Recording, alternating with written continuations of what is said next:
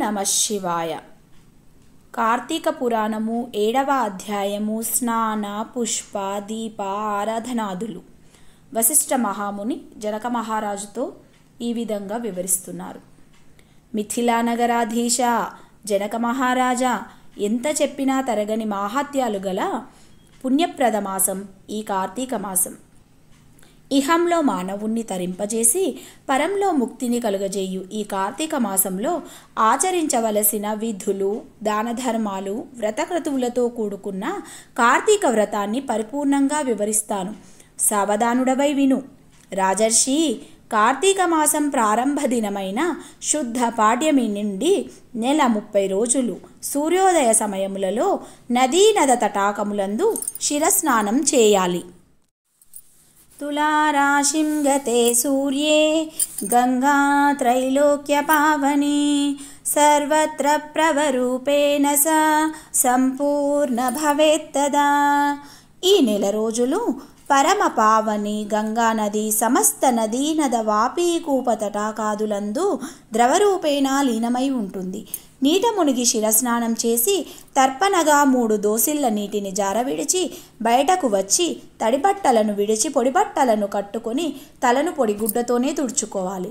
వార్ధక్యము, ఆరోగ్యము, అవకాశము లోపించిన మరి ఏ ఇతర కారణం వల్లనైనా నెల రోజులు స్నానం చేయలేని వారు ఈ విధంగా ఆచరించవచ్చు.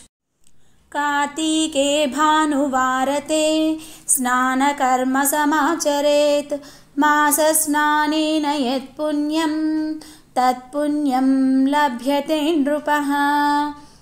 ఆద్యేతి మే మధ్యమే చ దినే యస్నానమాచరేత్ మాస స్నానఫలం తేన లభ్యతే మాత్రాన సంశయః. రాజా, కార్తీక మాసంలో ఆదివారం నాడు కానీ, శుక్లపాడ్యమి నాడు కానీ, పౌర్ణమి నాడు కానీ వాపీకూప తటాకాది అందుబాటు జలాలలో స్నానం చేయడం వల్ల ఆ మాసమంతా చేసిన పుణ్యఫలం సిద్ధిస్తుంది. స్నానానంతరము ఇష్టదైవమైన హరిహర దేవాలయము దేనిలోకైనా వెళ్ళి గోపురద్వారం వద్ద కానీ, స్వామివారి ముందు కానీ దీపారాధన చేయాలి.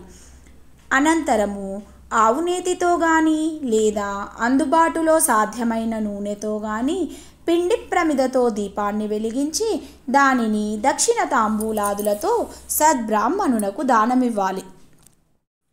సర్వజ్ఞానప్రదం దీపం సర్వసంపత్సుఖావహం దీపదానం ప్రదా స్వామి శాంతిరస్తు సదా మమః.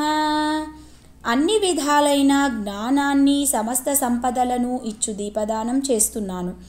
నిరంతరము నాకు సుఖము, శాంతి కలుగుగాక అని చెప్పుకోవాలి. స్వామివారిని భక్తి శ్రద్ధలతో ఆరాధించాలి. విష్ణుమూర్తిని కమలాలతో పూజించే వారింట కమలాసన స్థిర నివాసం ఉంటుంది. తులసీ దళాలు, జాజి పుష్పంతో పూజించేవారు జనన మరణ చక్రం నుండి విముక్తి పొందుతారు. సదాశివుణ్ణి బిల్వపత్రాలతో పూజించిన వారు ముక్తిని పొంది తరిస్తారు. కార్తీక మాసంలో ఫల పుష్పాదులను దానం చేయు వారి పాపాలు సూర్యరశ్మికి చీకట్లు పటాపంచలైనట్లుగా హరించిపోతాయి.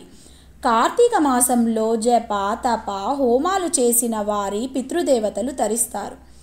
ఆలయంలో భగవంతుని సన్నిధానంలో మామిడి తోరణాలు కట్టి శాలిగ్రామాన్ని పూజించిన వారికి ఉత్తమ గతులు సంప్రాప్తిస్తాయి.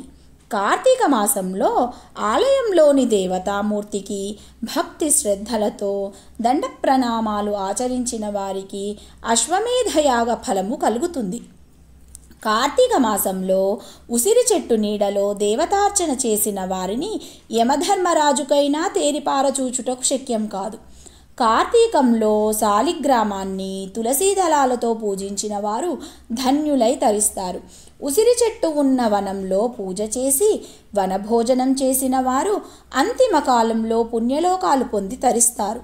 కార్తీక మాసంలో జీర్ణ వస్త్రాలతో చలికి గజగజలాడుతున్న వానికి వస్త్రదానం చేసిన వాడు సద్గతులను పొందగలడు. అతని వల్ల వారి పూర్వీకులంతా ధరిస్తారు.